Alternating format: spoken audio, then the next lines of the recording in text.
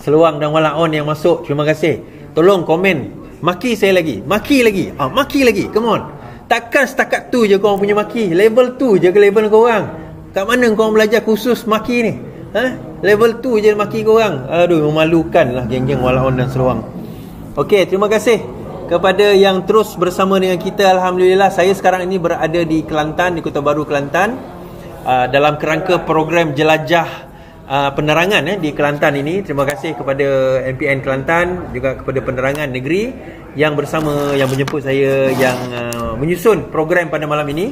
Dalam malam esok saya akan berada di Terengganu bersama dengan penerangan Terengganu, insya-Allah, dalam kerangka seterusnya bagi kita nak apa orang kata menghadapi pilihan raya negeri. Dan insya-Allah kita akan datang balik ke Kelantan dan Terengganu ini untuk apa orang kata, untuk putaran yang seterusnya. Nah, kalau berkenaan dengan kerusi, jangan tanya saya tuan-tuan. Saya tidak menentukan kerusi. Saya tidak menentukan calon. Saya tak tentu berapa rundingan dan sebagainya.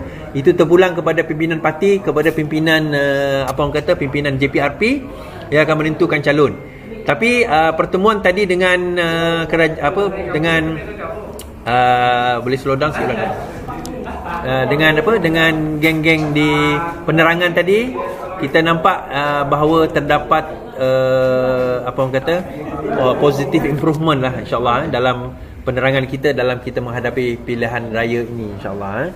So, setahu saya tadi lebih kurang 6 kerusi telah ditetapkan bagi Parti Keadilan Rakyat. Ada satu lagi masih dalam rundingan. 6 telah ditetapkan lah, yang lain tu semua telah ditentukan. Khalid juga berkata dalam sekaratan khabar hari ini, jumlah kerusi diperolehi Pakatan Harapan di Kelantan munasabah, jumlah kerusi DUN yang diberikan kepada PH untuk ditandingi pada PRN Kelantan dalam musabah. Suara okey? Suara okey? Kata pengurusi Amanah Kelantan Khalid Abdul Samad. Khalid yang enggan menamakan dan jumlah kerusi yang diterima PH hasil perbincangan bersama BN itu juga berkata, jumlah itu lebih baik berbanding diterima bersatu yang membentuk gabungan dengan PAS dalam PN. Kami tidak terpinggir seperti bersatu dengan PAS. Di Kelantan kami juga memang akur BN yang akan memimpin berdasarkan kepada keputusan pilihan raya dahulu.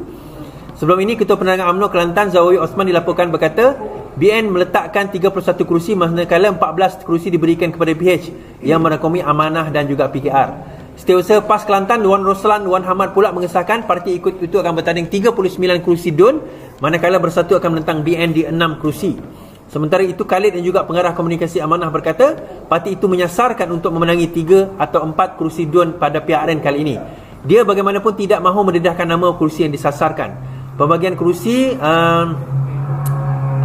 di peringkat negeri sudah selesai, hanya menunggu keputusan pusat. DUN Kelantan yang mempunyai 45 kerusi dibubarkan secara rasmi pada hari Rabu bagi memberi laluan kepada PRN. Jadi kita nampak tuan-tuan bahawa pembagian kerusi itu majoritinya sudah selesai di Kelantan.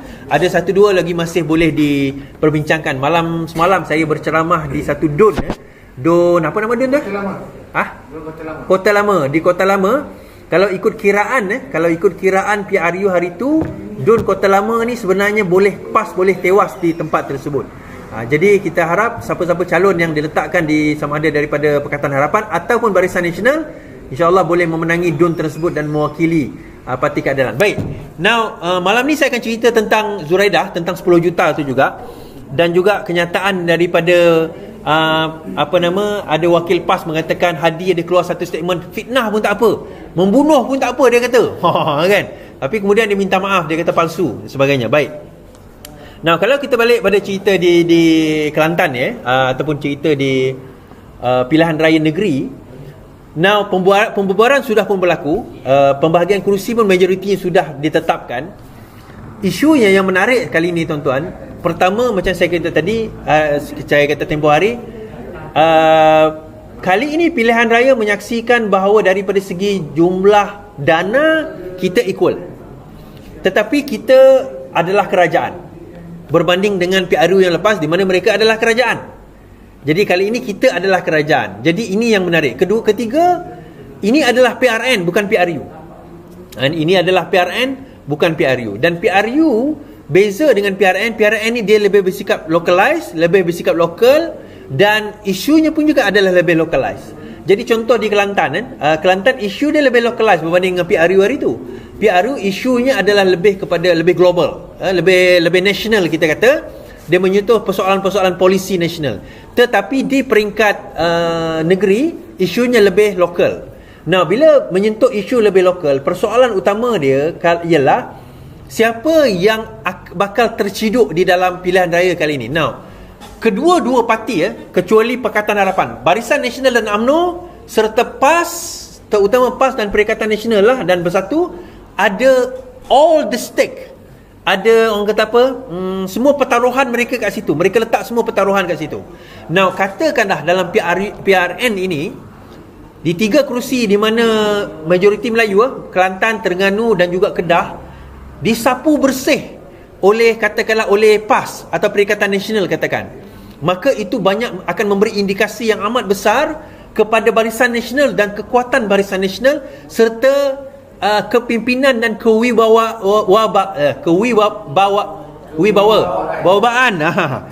Zahid, aku dah tak boleh sebut dah. Mana ayah aku ni? Okey, sorry ayah saya. Kewibawaan Zahid Hamidi. Zahid Hamidi. So, kenapa benda itu sangat penting? Now, suka atau tidak, ni saya tolak tepi logo saya ni tuan-tuan. Ni saya tolak tepi logo PKR. Saya sebagai penganalisa, kita kena nampak begini. Zahid setelah menggantung dan membuang beberapa pimpinan utama parti UMNO, dia tak boleh menafikan bahawa perkara itu ada memberi kesan. Dia tidak boleh menafikan di peringkat akar umbi dia ada memberi kesan. Dia tak boleh menafikan fakta itu. Tetapi dia boleh orang kata apa, mengukuhkan bahawa tindakan dia itu betul dengan memenangi pilihan raya kali ini, terutama di negeri Terengganu, Kelantan dan juga Kedah. Dan ini tugas yang amat besar bagi UMNO sebenarnya. Sebab itu UMNO kena memainkan peranan, dan jentera dia kena memainkan peranan yang amat besar. Kalaupun mereka tidak menang di 3 negeri ini, mereka kena menguasai ataupun mengurangkan jumlah majoriti yang Perikatan Nasional menang, terutama di Kelantan. Dia macam ni. Katakanlah Terengganu BN menang, katalah Kedah BN menang, Kelantan PAS menang, tetapi dia kurang majoriti. Secara tuntasnya Zahid telah command grassroots. Itu signal yang dihantar. Now, katakanlah Perikatan Nasional menang besar di Kelantan, Perikatan Nasional menang besar di Terengganu, Perikatan Nasional menang besar di Kedah, maka Zahid dilihat sebagai tidak command grassroots. Now, apa berlaku kalau sekiranya dia menang tapi tak menang besar? Now, kalau tak menang besar, still Zahid dilihat berjaya command grassroots dengan baik, walaupun dia tak menang. Dan implikasi dia adalah kepada Perikatan Nasional. Now, hari ini Muhyiddin Yassin, semalam Muhyiddin Yassin dia kata bahawa kalau kita menang PRN ini, dia membawa indikasi bahawa kerajaan persekutuan ini boleh tumbang, dia kata. Boleh okey. Ni dia adalah referendum kepada Putrajaya, dia kata macam ni. Saya bacakan kenyataan beliau, kenyataan Zahid kenyataan Muhyiddin Yassin, kenyataan Muhyiddin Yassin. Dia berkata sebegini. PN menang di Selangor boleh jadi referendum kepada Putrajaya. Referendum ni pungutan suara lah. Kemenangan PN di Selangor dalam PRN boleh menjadi referendum kepada kerajaan persekutuan, kata Muhyiddin Yassin. Pengurusi PN itu berkata demikian ketika berucap dalam konvensyen pilihan raya Shah Alam. Sebab itu penting bagi kita minta pengundi Selangor bagi peluang kepada kita. Kita nak gunakan ini sebagai satu referendum, mulakan dengan Selangor, katanya. Muhyiddin juga menyuarakan keyakinan gelombang sokongan rakyat terhadap PN pada PRU lalu akan berterusan pada PRN 6 negeri yang berlangsung tidak lama lagi. Malam ini PN memulakan usahanya untuk merampas negeri PH menerusi jelajah Selangor, baru kita bangkit di Shah Alam bermula 8.5. PN menguasai 3 negeri, Kelantan, Terengganu, Kedah, manakala PH mentadbir Selangor Negeri Sembilan dan juga Pulau Pinang. Baik, saya nak bagi tahu juga dalam hal ini, apa yang saya boleh bagi tahu kepada Muhyiddin Yassin dan juga Perikatan Nasional ialah sekiranya Barisan Nasional ataupun UMNO in particular lah, boleh upset majoriti di 3 negeri atau 2 negeri, Terengganu dan juga Kelantan. Even kalau kalah, even kalau boleh upset di Kedah sekalipun, sebenarnya itu referendum kepada Perikatan Nasional. Dia sebaliknya juga. Referendum apa? Dia nak bagi tahu kepada Perikatan Nasional, kepada grassroots Perikatan Nasional, bahawa mereka sekarang ini sudah mulai hilang sokongan dan perlu risau PRU ke-16 yang akan datang. Itu yang pertama. Yang kedua, kita kena tengok daripada aspek parti pula. Okey, Perikatan Nasional menang contohnya, tetapi tengok Bersatu tak ada menang satu kerusi pun. Itu juga satu indikasi yang amat besar bahawa kegagalan Muhyiddin Yassin dalam memimpin Bersatu memenangi pilihan raya kali ini. So, membenarkan bahawa apa dia? Abang besar di dalam Perikatan Nasional sebenarnya adalah PAS. Abang besar adalah PAS. Itu hakikat yang dia orang kena terima. Now, isu dia bagaimana is? Isu dia macam mana? Katakanlah dia abang besar tak abang besar. Baru-baru ni Muhyiddin Yassin kata kita tidak ada abang besar di dalam PAS. Tak ada abang besar di dalam PAS. Di dalam Perikatan Nasional. Maksudnya tak ada, semuanya equal footing. No, that is sebenarnya tak benar. Abang besar adalah still PAS. Kita tengok bagaimana 32 kerusi mereka bertanding di Kelantan dan hanya lebih kurang 8-9 kerusi mereka bertanding di Kelantan Bersatu. PAS 30 lebih kerusi. So dekat mana dikatakan tidak ada abang besar? Begitu juga di Terengganu berkemungkinan besar, dan begitu juga di Kedah, di mana majoriti PAS akan bertanding. Malah tuan-tuan, boleh saya katakan even di Selangor pun, walaupun mereka dah setuju dengan pembagian kerusi, tetapi Bersatu masih mengharapkan jentera PAS membantu. Dan kenaifan jentera PAS ni, mereka kan tetap membantu demi Islam, dia kata, demi kerana Islam. Kononnya demi kerana Islam, tak apa, kita akan bantu, kita akan tolong, kita akan bantu, kita akan tolong. Tapi hakikatnya tuan-tuan, Bersatu tidak mempunyai jentera yang kuat sekalipun untuk nak menggerakkan jentera mereka. Dan kenapa tak ada jentera yang kuat? Sebab kita kena faham, last PRU mereka bergantung banyak kepada dana. Mereka bergantung banyak kepada dana. Jadi dana itu yang orang kata apa, menggerakkan jentera-jentera PAS, jentera-jentera Bersatu dan juga PAS. Jentera Bersatu dan juga PAS. Tapi hakikatnya benda itu tak boleh buat apa-apa. Punyalah Azmin takut tuan-tuan di Selangor ni, sampai kan Azmin terpaksa ungkit balik sumbangan dia kepada Amir.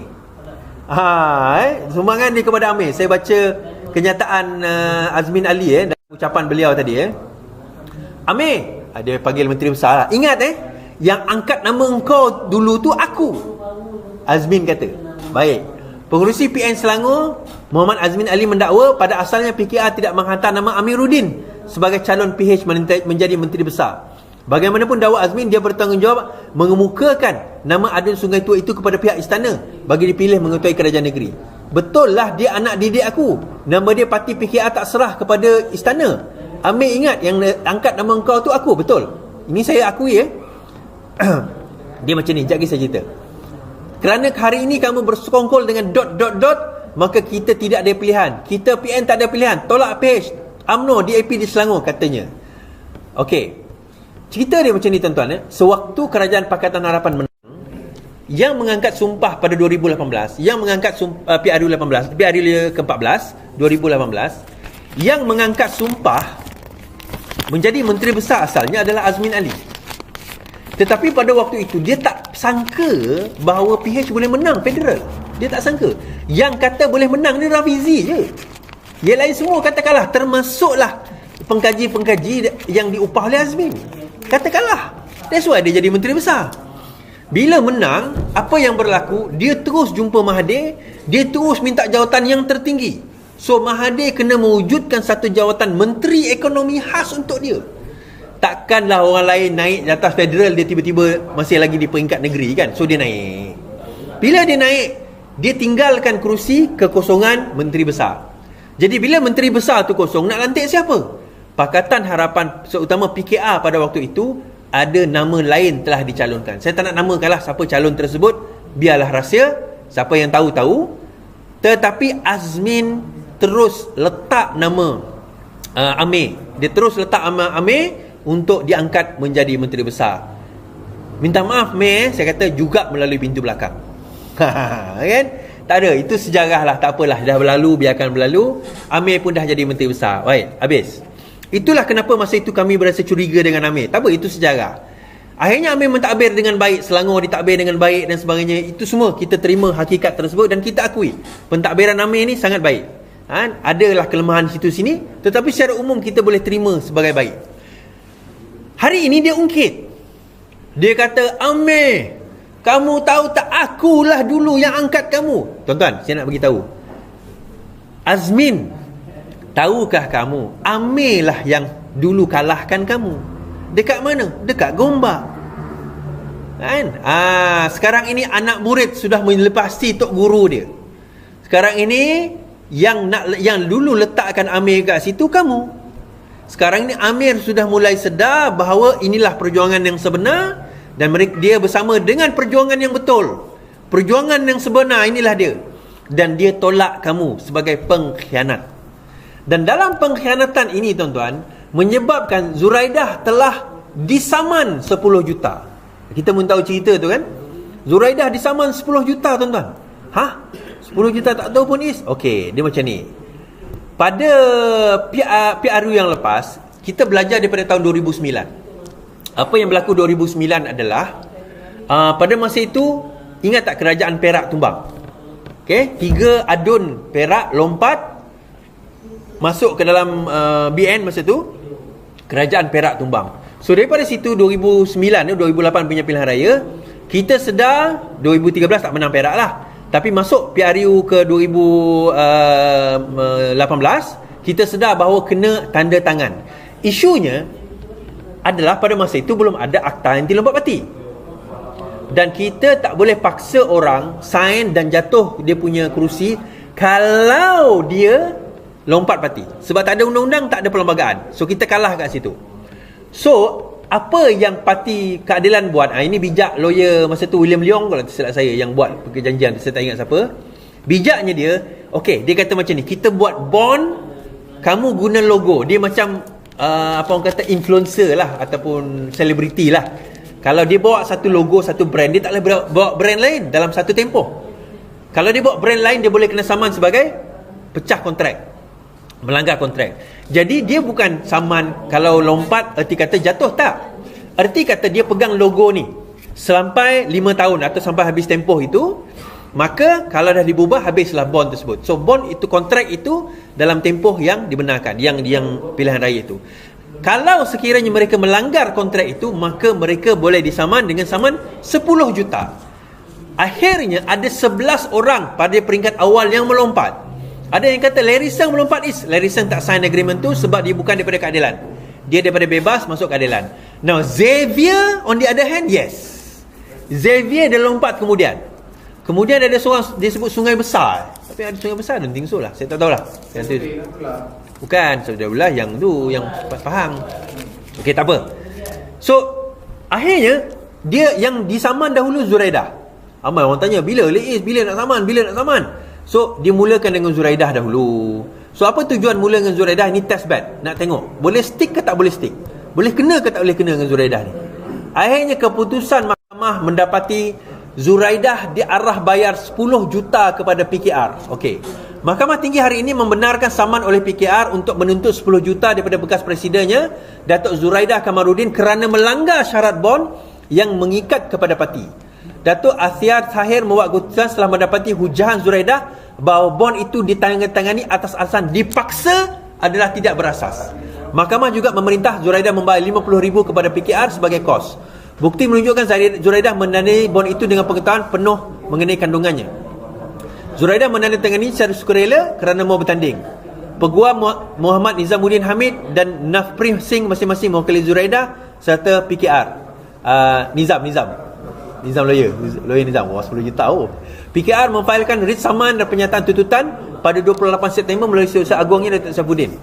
Menerusi saman itu, PKR mendakwa Zuraidah bersetuju membayar parti sejumlah 10 juta selewat-lewatnya 7 hari sekiranya berlaku beberapa perkara setelah memenangi pilihan raya atas tiketnya, seperti meletak jawatan atau bergabung dengan pihak lain atau menjadi wakil bebas. Pada 24 Februari, Zuraidah dalam satu kenyataan bersama 10 ahli PKR yang lain mengumumkan peletakan jawatan namun kekal sebagai ahli Parlimen Ampang. Okey, PKR turut menuntut Zuraidah membayar 12,499,459 ringgit dan 20 sen mengikut Seksyen 71 Akta Kontrak, iaitu faedah 5% setahun, kos dan relief lain yang difikirkan sesuai oleh mahkamah. Akta berkata dakwaan Zuraidah bahawa 10 juta adalah tidak seimbang dengan jumlah dibelanjakan untuk pencalonan juga tidak berasas.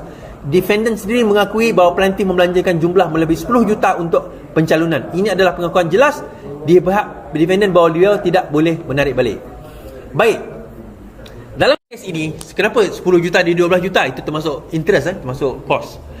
Dalam kes itu, apa yang berlaku tuan-tuan, ialah Zuraidah dah tanda tangan dah setuju dengan bond. Dia punya defend, ini lawak ni, defend ni saya dah pernah baca.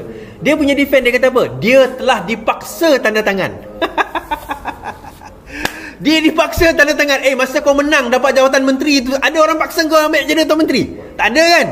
Ya, tiba-tiba bila nak kena hukuman, saya kena paksa. Habis dah menang dah dapat jawatan menteri, tak ada pula orang kata kau paksa. Kan? Saya kata tuan-tuan, pengkhianat akan dikhianati. Pengkhianat tak akan boleh tidur dengan kedua-dua matanya tertutup. Kan saya dah cakap. So akhirnya kena bayar. Tetapi Azmin kata apa hari ni? Azmin kata apa? Belum habis lagi. Tak habis lagi tu. Okey, saya bacakan kenyataan beliau. Dia kata, keputusan tuntutan 10 juta terhadap Zuraidah belum muktamad. Keputusan Mahkamah Tinggi yang membenarkan keadilan menuntut 10 juta masih belum muktamad, kata Azmin. Pengurusi Perikatan Nasional Azmin berkata ini kerana bekas Naib Presiden mempunyai hak dalam perlembagaan untuk membuat rayuan di mahkamah. Betul. Jadi kita jangan gelojoh sangat mendahului keputusan mahkamah. Ada 2 lagi peringkat untuk membuat hukuman rayuan. Tapi saya cerita terus terang lah. Dia macam ni. The case is as clear as the sun pada hari di mana tidak ada awan. Okey? Kes itu secerah matahari pada hari yang tidak ada awan. Dan defend yang dia guna, dia kena paksa. Dia guna defend kena paksa. Itu masalah dia. Nah, ada orang kata nanti kalau dia merayu, nanti jumlah itu dikurangkan. Dia tak ada jumlah kurang, tuan-tuan. Dia sama ada dibebas, maksudnya tak didapati bersalah, tak payah bayar apa-apa, atau dia kena bayar 10 juta. Ini bukan defamation. Boleh kurang-kurang jumlah sebagainya, tak ada. Sebab pertikaian itu bukan pada jumlah. Pertikaian itu kepada kesahihan, the validity of the contract. Kevalitan, kesahan kontrak itu. Keabsahan, kesahan atau keabsahan kontrak itu. Sebab dia kata dia kena paksa, duress. Now, dalam kontrak, kalau kita belajar law for contract kan, salah satu elemen yang boleh menyebabkan kontrak itu batal adalah kalau ada paksaan ataupun ada duress. Ini dipanggil duress atau paksaan. Nah, paksaan ini kenalah dibuktikan oleh siapa? Oleh orang yang mengatakan ada kena paksa. So, paksaan ni contohlah ada kat kepala ke, ugutan ke, apa ke, dia kena buktikan. So, macam mana dia kata dia dipaksa, sedangkan dia tak boleh buktikan bahawa dia dipaksa. Kalau dia merayu sekalipun, dia nak merayu atas merit apa? Yang merit pasal dia kena paksa tadi tu? Tak boleh.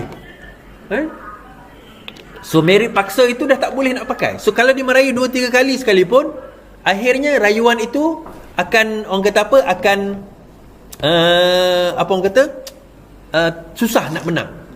Even rayuan sekalipun susah nak menang. Jadi bagi saya Zuraidah, jimatkanlah duit itu.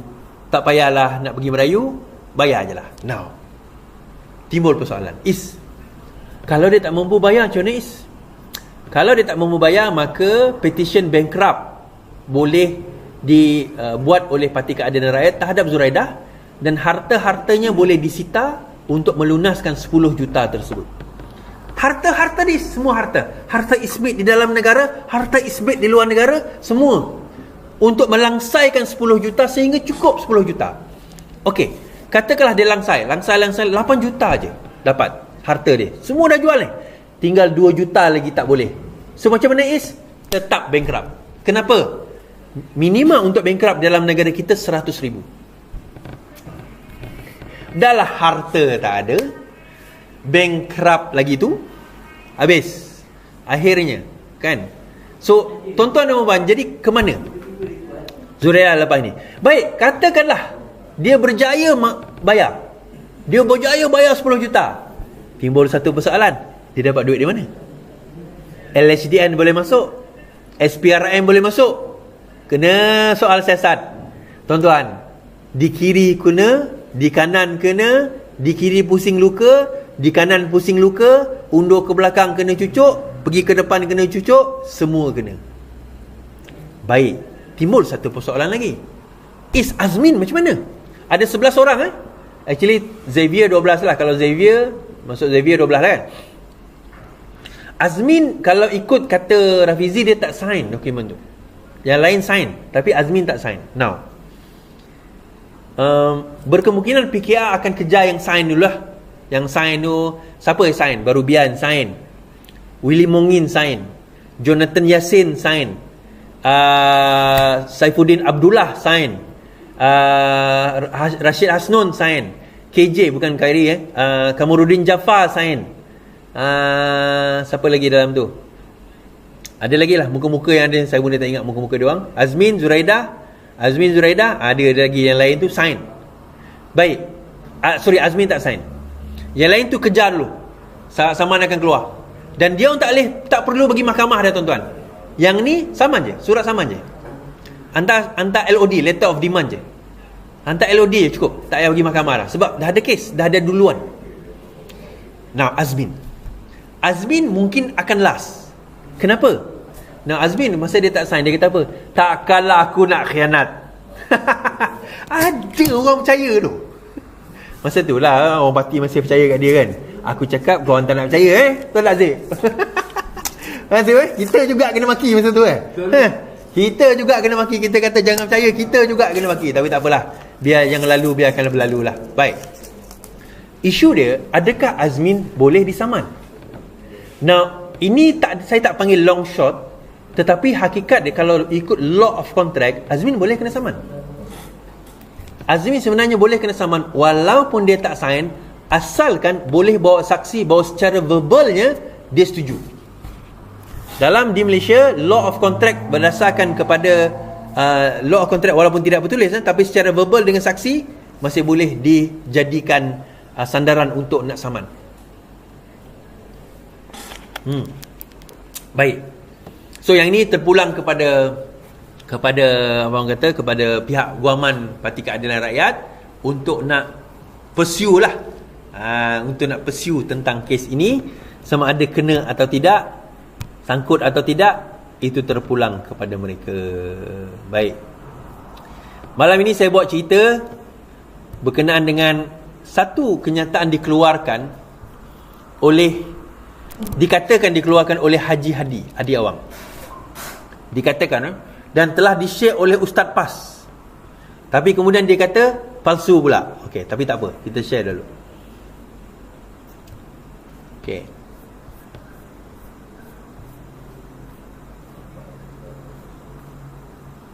Ini kita nak tunjuk bahayanya golongan-golongan pentaksub agama ni, tuan-tuan. Dia bukan pentaksub agama tau, dia pentaksub PAS. Kita ni taksub agama tak ada masalah, tuan-tuan. Ni taksub PAS, tu isu dia.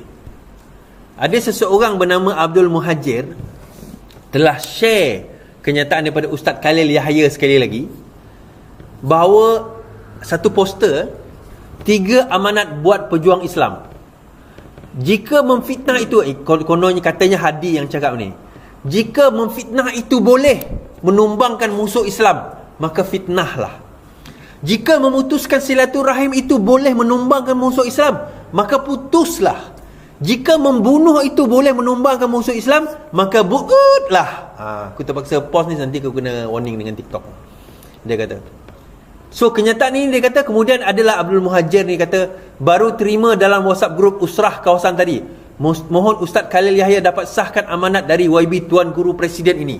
Kami para perjuang sedia menurut perintah kerana sesungguhnya kami adalah anak-anak panah Islam. Campakkanlah kami ke mana saja, kami tetap akan berjuang demi Islam. Maksudnya apa, tuan-tuan? Kalau benar amanat ini, dia orang nak laksanakan. Bahaya ni, tuan-tuan. Sangat berbahaya. kenyataan yang sangat berbahaya. Ustaz Khalil share, tapi kemudian dia delete, kemudian dia kata draft. Lepas itu tiba-tiba dandan jadi palsu. Dandan kenyataan itu jadi palsu. Oh, palsu pula. Kemudian dia kata, oh, itu draft saja, admin yang salah, ada kena hack. Dia kata kena hack. Dia kata page dia kena hack. Tapi yang saya risaukan kenyataan budak yang komen tadi tu. Ini saya bagi tahu, pilihan raya ini memilih parti politik, bukan memilih agama. Saya ulang. Pilihan raya ini adalah memilih parti politik, bukan memilih agama. Tuan-tuan nak undi UMNO, tuan-tuan nak undi DAP, tuan-tuan nak undi MCA, tuan-tuan nak undi MIC, tuan-tuan nak undi PKR, tuan-tuan nak undi PAS, tuan-tuan nak undi parti GPS, JRS ke apa ke, tuan-tuan tetap Islam kalau tuan-tuan Islam. Kalau tuan-tuan undi DAP sekalipun, kalau tuan-tuan Islam, tuan-tuan tak jadi kafir kerana undi DAP. Masalahnya tuan-tuan, ini yang dimainkan oleh PAS. Ini yang dimainkan oleh PAS selama ini. Kalau undi selain daripada parti kami, kamu adalah sesat. Sesat maksudnya apa? Sesat maksudnya kita kafir. Tuan-tuan, semudah itu ke kalimat takfir ini bermain di mulut orang PAS? Semudah itu ke akidah kita ditentukan oleh dia? Tuan-tuan, kita memilih orang yang nak mentadbir negara, bukan kita nak memilih agama. Pilihan raya ini menentukan pilihan untuk menentukan pemerintah 5 tahun akan datang, bukan nak pilih agama. Bukan nak pilih agama. Tuan-tuan ingat pilihan raya ni pilih agama ke? Saya nak bawa seluang naik sekejap lagi, jangan lari, walaun jangan lari. Saya nak tanya, adakah pilihan raya ini memilih agama atau memilih apa orang kata parti pemerintah? Saya nak bawa naik, jangan lagi. Siapa yang komen lagi? Aku nampak korang komen tu. Aku dah nampak dah. Yes, ada. Tuan-tuan, ni nak cerita kat Kelantan ni Amah kata dia buat apa? Dia buat PAS buat ni session bas. Dia buat session bas. Dia kata apa masalah dengan session bas ni? Sementara je tu. Sementara tu 10 tahun lepas tu lah. Sampai sekarang ni dah 10 tahun dah session bas tu, itu sementara. Sementara 10 tahun. Tak, kita ni, saya nak tanya tuan-tuan, membina stesen bas tu tak ada kena mengena dengan akidah. Siapa yang membina stesen bas tu? Acong ke? Sami Velu ke? Orang kata apa? Manivandan ke? Manivandan juga nama keluar. Aku terfikir Manivandan je ni kan? Ataupun orang kata apa? Cincong ke?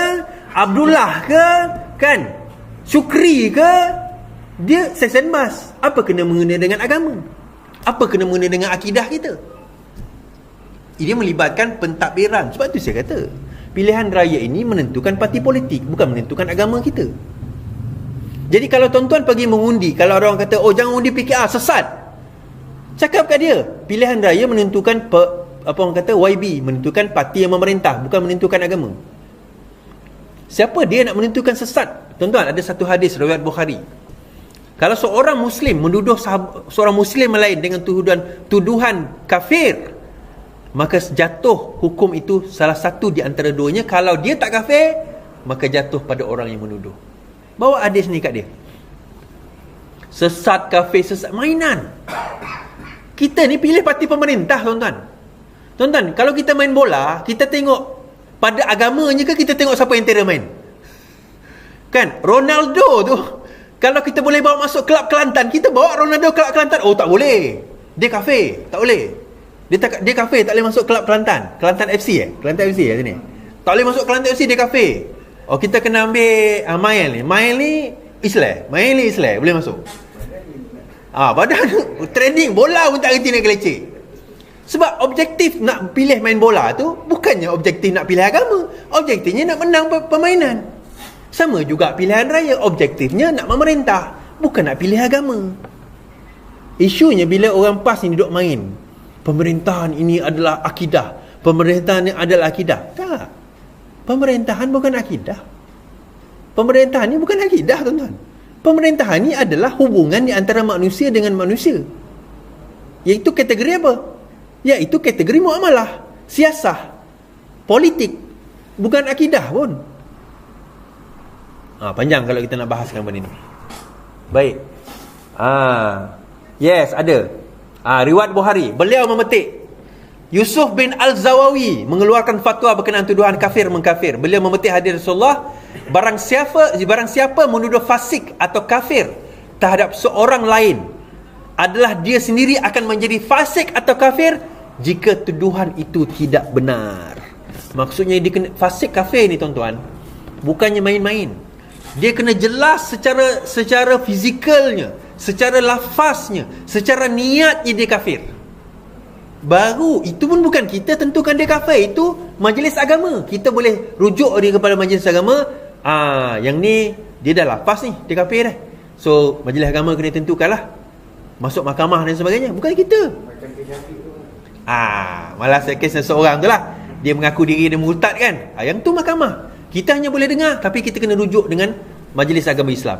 Mahkamah tentukan, bukan kita. Ni tiba-tiba tak undi PAS ni boleh kafir. Macam tu korang tuduh. Kalau dia tak kafir, tuan-tuan, yang menuduh tu kafir.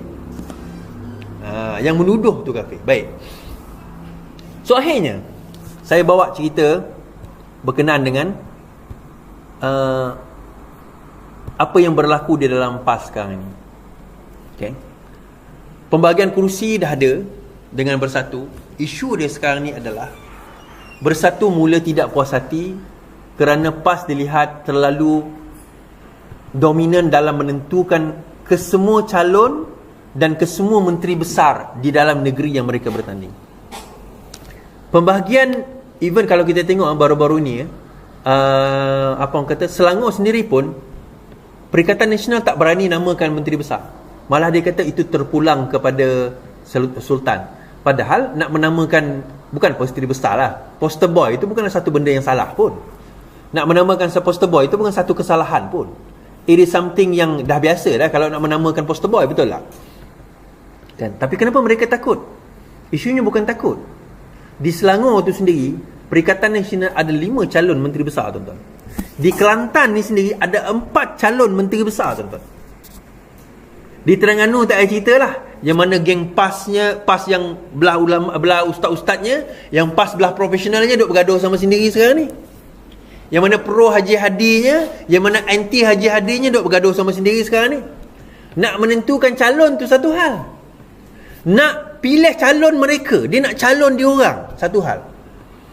Jadi di Terengganu dan juga di Kedah, peluang itu ada kalau UMNO pandai memain peranan untuk nak take advantage dengan perkelahian yang ada di kalangan pemimpin-pemimpin Perikatan Nasional ini. Itu kena ada. Dan di peringkat agak umbi, menurut maklumat yang kita dapat, kita dapati bahawa ada di kalangan pengikut PAS, diorang tak nak tolong pun Bersatu.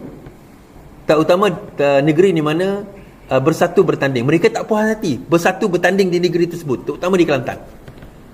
Jadi mereka nak mengalihkan sokongan untuk nak sokong mana-mana negeri lain, tapi Bersatu dia orang tak nak bertanding. Dia kata apa? Kalau Bersatu nak bertanding, orang dia lah yang kena tolong dia. Kenapa orang PAS pula nak kena kerah? So perkelahian itu, dampak hebat perpecahan itu nampak di kalangan pimpinan mereka. Namun begitu, kita jangan, orang kata apa, jangan ambil selesa. Walaupun saya kata agak kurang peluang di Kelantan, tetapi bukan bermakna tak boleh berlaku. Bukan bermakna perkara itu tak boleh nak dilakukan. Boleh. Yang paling utama sebenarnya adalah usaha kita, effort kita, penerangan kita jangan berhenti. Dan saya nak bagi tahu pada orang Kelantan, malam ni saya jumpa dengan orang Kelantan, pimpinan-pimpinan di Kelantan. Saya kata sebenarnya yang kita nak jual produk kita apa? Kita buat SWOT analisis tadi, kita nampak kelemahan-kelemahan kita. Kita dah mengaku dah. So sekarang ni move on. Jangan kita duk menangis. Sampai bila nak menangis? Dah menangis dah. Cukup. Sekarang ni kita fikir macam mana kita nak keluar daripada perkara tersebut, dan macam mana kita nak gunakan apa yang kita ada ni untuk bagi kelebihan kita berbanding dengan PAS. Kita kena sediakan bahawa kita adalah pilihan terbaik berbanding dengan PAS, dan kita boleh mentadbir negara ini lebih baik berbanding dengan PAS, negeri ini berbanding dengan PAS, kerana pertama PMX daripada parti kita, kedua daripada gabungan kita, dan insya-Allah dengan gabungan yang baik, dengan hubungan yang baik bersama dengan federal, Kelantan, Terengganu, Kedah, kita boleh bantu keluar daripada kepompong kemiskinan, daripada kemunduran yang melanda. Satu lagi tuan-tuan, kita kena faham juga, reformasi yang PMX bawa ni, orang kata tak nampak. Dia tak nampak sebab dia tak pernah pun berjuang dengan reformasi. Yang kata tak nampak tu sebab dia sendiri tak berjuang dengan reformasi. Kami nampak, kami tahu, dan kami faham bahawa reformasi bukan revolusi. Hari ni kita serang, esok tumbang negara, kita ambil alih, revolusi. Itu bukan. Reformasi adalah proses. Dia adalah satu proses yang mengambil masa. Dan kita kena percaya, kita kena utuh, kita kena kukuh dalam proses itu, dan kita kena trust the process, percaya kepada proses itu. Dan kita akan dapat hasilnya kalau kita terus percaya pada orang yang jujur, ikhlas, yang nak bawa. Saya nak cerita tuan-tuan, Anwar Ibrahim tu apa yang tak ditawarkan? Puluhan juta mungkin dah ditawarkan kepada beliau, lari luar negara mungkin. Kau tak duduk penjara, kau pergi luar negara, aku bayar 10 juta, jangan buat politik. Mungkin dah pernah ditawarkan kepada beliau. Tapi dia setia dan istiqamah dalam perjuangan. Sebab itu bila orang tanya saya, Suhadi, macam mana kau kena gantung pun kau boleh setia dalam perjuangan, kau tak lompat? Sebab saya kata apa? Saya baru kena gantung, Anwar Ibrahim 11 tahun dalam penjara. Apa je lah yang saya hadapi tu, sikit punya hal lah. Sikit punya hal pun mau nak kecoh kan? Apalah. Okay tuan-tuan, terima kasih saya ucapkan kerana terus bersama dengan saya malam ini. Terima kasih yang share, yang like,